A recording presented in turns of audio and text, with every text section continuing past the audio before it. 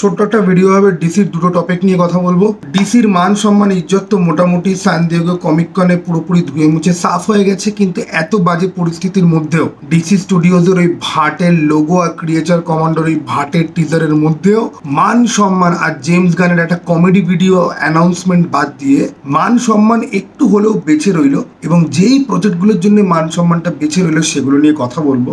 এই প্রজেক্টগুলো ভালো এই জন্যই কারণ এগুলোর সঙ্গে জেমস গানের মতো কোনো বিকৃত মানসিকতার লোক জড়িত নেই। প্রজেক্টগুলো কি কি? প্রথম হচ্ছে কি সুপারম্যান লোইসের যে সিরিজটা চলছে সেটার ফাইনাল এবং 4th সেশনের একটা স্নিক পিক দেওয়া হয়েছে, ট্রেলার নয়। স্নিক পিকটার মধ্যে ঠিক 3 নম্বর সেশনের ফাইনাল এপিসোডের ডুমসডের সাথে যে ব্যাটেলটা চাঁদের মধ্যে হচ্ছিল, যে ব্যাটেলটা একদম এরকম এসে ব্যাটেলটা ওখানে গিয়ে স্টপ হয়ে গেল, অনেকটা অ্যামেজিং স্পাইডারম্যান 2 ঠিক লাস্টে রাইনোর সাথে স্পাইডারম্যানের যেরকম হয়, তো ওই ব্যাটেলটার একটা স্নিক পিক, ওটার কন্টিনিউশনের একটা স্নিক পিক কিন্তু আমরা দেখতে পাই। এবং সেই স্নিক পিকটা অলমোস্ট 2 থেকে 3 মিনিটের মতো। মহাকাশে যুদ্ধ হচ্ছে, উল্কার বৃষ্টির মধ্যে দিয়ে একটার পর একটা উল্কা ভাঙতে ভাঙতে মারামারি হচ্ছে এবং দুজনের মধ্যে প্রচুর ফিয়ার্স ব্যাটেল হয়। সুপারম্যান বেশ কয়েকবার ঘুষি মারে, সুপারম্যান ডার্ক সাইডের বুক থেকে একটা স্পাইক মতো খুলে নিয়ে পাঞ্চ করে। জিনিসগুলো দেখতে দুর্দান্ত লাগে, তবে দুটো জিনিস আমার দুর্দান্ত লেগেছে। একটা হচ্ছে গিয়ে ব্যাটেলের মধ্যে একটা জায়গাতে রয়েছে ডুমসডে তেড়ে আসছে এবং ডুমসডের বডিতে আরো বেশি বোন আর স্পাইক গ্রো করছে। যারা ডুমসডেকে মোটামুটি চেনে এবং জানো তাদেরকে বলার দরকার নেই, যারা চেনো না জানো না বলে দিচ্ছে, ডুমসডে হচ্ছে গিয়ে ডিসির সব থেকে বড় ভিলেনদের মধ্যে একজন, যে সুপারম্যানকে মাল্টিপল টাইম চ্যালেঞ্জ করেছে এবং সুপারম্যানকে যে হত্যা পর্যন্ত করেছে। এই নিয়ে কমিক্সে খুব সুন্দর গল্প আছে, যেই গল্পটা অনেকবার দেখানো হয়েছে। 2007-এর একটা অ্যানিমেশন ফিল্ম আছে যেটা আমার পার্সোনালি ফেভারিট আজ অব্দি। দেন রিসেন্ট টাইমে 2017, 18 বা 16 নাগাদ ডেথ অফ সুপারম্যান বলে অ্যানিমেটেড ফিল্ম দুখানা পার্টি এসেছিল, সেটাও দেখতে পারো। না হলে ব্যাটম্যান ভার্সেস সুপারম্যানও এই ডুমসডেকে নিয়ে আসা হয়েছিল, যদিও ওটা অরিজিনাল ডুমসডে না, অরিজিনাল ডুমসডে নাকি ছিল ওটা অনেক আলাদা গল্প, বাদ দাও। মোদ্দা কথা, ডুমসডে আজ অব্দি 3বার সুপারম্যানকে বড় পর্দায় খেলিয়েছে, তার মধ্যে 2বার অ্যানিমেশনে, একবার লাইভ অ্যাকশনে। আর লাইভ অ্যাকশনে স্মল বিল বলে সুপারম্যানের শো হতো বহু বছর আগে, সেখানেও এটা ছিল। তো সুপারম্যানের গল্প বলা মানেই ডুমসডের সাথে সুপারম্যানের ব্যাটেল দেখাতেই হবে। এটা সুপারম্যানের গল্পের একটা খুব ক্রিটিক্যাল একটা পার্ট এবং সব থেকে কি বলবো মানে এপিক মোমেন্টগুলোর মধ্যে একটা। এবং প্রত্যেকবারই ডুমসডে সুপারম্যানকে নয় মানে অলমোস্ট মেরে ফেলবে, সুপারম্যান লাস্ট মোমেন্টে ডুমসডেকে হারিয়ে দেবে, তারপর সুপারম্যানের প্রাণ চলে যাবে। তো এই ভার্সানটাকেই এই ওয়েব সিরিজটার মধ্যে দেখানো হচ্ছে। CW আজ অব্দি যতগুলো ডিসি রিলেটেড সুপারহিরো শো বানিয়েছে তাদের সব থেকে প্রমিনেন্ট কাজ হচ্ছে এই সিরিজটা। যদিও এই সিরিজের মধ্যে শুধুমাত্র অ্যাকশন বাদ দিয়ে এই সিরিজের ক্রিয়েটাররা আগেই স্বীকার করেছে তারা ম্যান অফ স্টিল থেকে হিউজলি ইন্সপায়ার্ড। তো সেই সমস্ত জিনিসপত্র আমি বাদ দিয়ে যদি বলি, এই সিরিজটা কিন্তু মানুষের ভালোবাসা প্রচুর পেয়েছে এবং ম্যান অফ স্টিলের কিছু জিনিস এবং তারা নিজেদের মতো কিছু জিনিস, কিছু পজিটিভ জিনিস ইন্টিগ্রেট করে এমন একটা সুপারম্যান বানিয়েছে যেটা কিন্তু ছোট পর্দাতে মানুষের ভালোবাসা কিন্তু পেয়েছে। নাও দিস ব্যাটেল লুকস এপিক। CWর যত CGI কাজ আমি দেখেছি আজ অব্দি, একদম অ্যারোর প্রথম সিজন থেকে শুরু করে আজ অব্দি, আর আমি সব দেখেছি, লেজেন্ড অফ দ্য টুমরো থেকে শুরু করে অ্যারো, ফ্ল্যাশ, সুপারগার্ল, সব ইচ অ্যান্ড এভরিথিং দেখে। ইভেন কি অ্যানিমেটেড সিরিজ যেগুলো মাঝখানে আসতো CWর ওই ফিক্সেন বা ইয়ে ক্যারেক্টার, ওগুলো নিয়ে মোটামুটি সব আমার আছে দেখা। আদার থিং ইজ যে এই যে এই ফাইটটা কিন্তু দুর্দান্ত দেখতে লাগছে এবং লাস্টে সুপারম্যানকে অলমোস্ট বিট করে দিয়েছে। সেই মুহূর্তে সুপারম্যান নিজের চোখ থেকে যে বিমটা মারতে শুরু করে সেটা কিন্তু কাইন্ড অফ সোলার ফ্লেয়ারের মতো দেখতে লাগছে। সুপারম্যানের কিছু CWর এই সিরিজটাতে কিছু কিছু আছে সিন যেখানে সে দুটো ওয়ার্ল্ডকে আলাদা করার জন্য সুপার চার্জ হয়। কিছু কিছু সিন আছে যেগুলো রিয়েলি রিয়েলি রিয়েলি এপিক। আর VFX এর কাজ নিয়ে কিন্তু আমি খুবই খুশি। ঠিক আছে, এখন দেখা যাক যে বড় পর্দাতে আমাদের জেমস কি বলছে, কি করবে আলাদা ব্যাপার।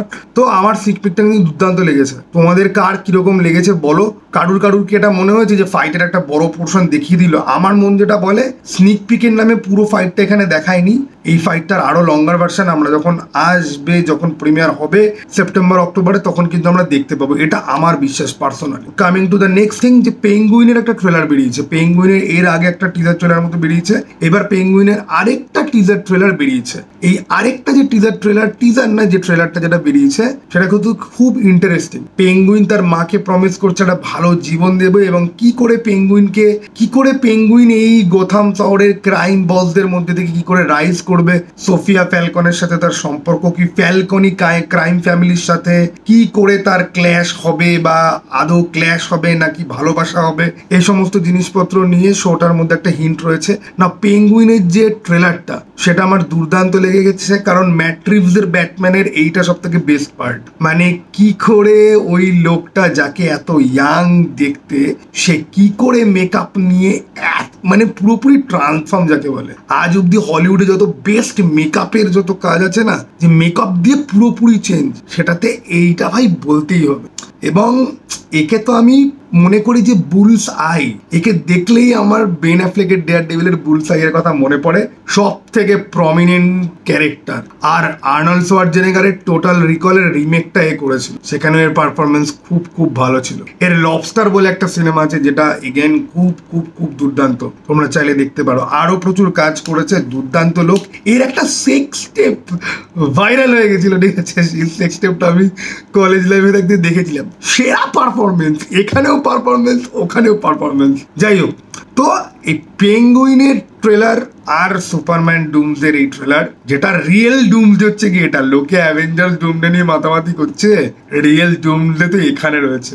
আমি লিটারালি বলছি, মানে এন্ড গেম, এই যে অ্যাভেঞ্জার্স এন্ড গেম, ব্যাটম্যানের একটা কমিক্সের নাম ব্যাটম্যান এন্ড গেম, 2019-এর না 2017 বা 16, ঠিক আছে।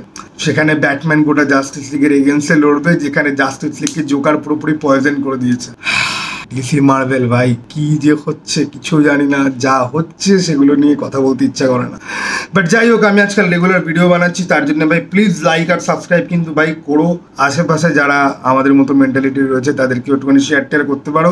আমি সাধারণত বলি না, বাট আজকে আমি বললাম। তোমাদের কার কি বলার বক্তব্য রয়েছে? ম্যাট রিভস আর CW এরা দুজন আপাতত ডিসির মান ইজ্জত বাঁচিয়ে রেখেছে, কারণ ইজ্জত খোয়ানোর জন্য একজন তো আছেই, কিছু হলেই উঠে এসে আরে তুই আয় না, তুই স্যান ডিয়েগো কমিক কনে তুই ফ্যানদের সামনে আয় না। তোর ফ্যানদের সামনে আসার সাহস আছে নাকি? তুই জানিস তোকে হুট করে ভিড় থেকে কেউ জুতে ছুড়ে মারলে পরে তোর ইজ্জতে পুরো গ্যামাক্সিন লেগে যাবে চিরকালে। তুই আয় না, তুই কোনোদিন ইন্ডিয়াতে আয় না ভাই, খেলা যা হবে না ভাই, তুই জাস্ট খালি ভাবতেও পারছিস না। ওকে, যাই হোক, তো সোরের বাচ্চার হাত থেকে ডিসিকে মোটামুটি ভাসিয়ে রেখেছে এই দুজন, তাই এদের দুজনের জন্য আমি খুব খুশি। যদিও ম্যাট রিভসের ব্যাটম্যানটা আমার নিজের পার্সোনালি খুব একটা পছন্দের নয়, বা ম্যাট রিভসের অ্যাপ্রোচ আমার পছন্দ নয়, কিন্তু আমাদের গান দাদুর থেকে ভাই যে কেউ ভালো, ঠিক আছে। গান দাদু ইজ মানে মাটির তলায় 100 কিলোমিটার খুললে পর গান দাদু, ঠিক আছে। বাকিরা যদি খারাপও হয়, তারা গান দাদুর থেকে তারা অনেক উপরে লেভেল। গান দাদু হচ্ছে কি বনি সেনগুপ্ত লেভেল, ওকে, যেটার কোনো লেভেলই অ্যাকচুয়ালি নেই। চলো ভাই, আবার যেন দেখা পাই।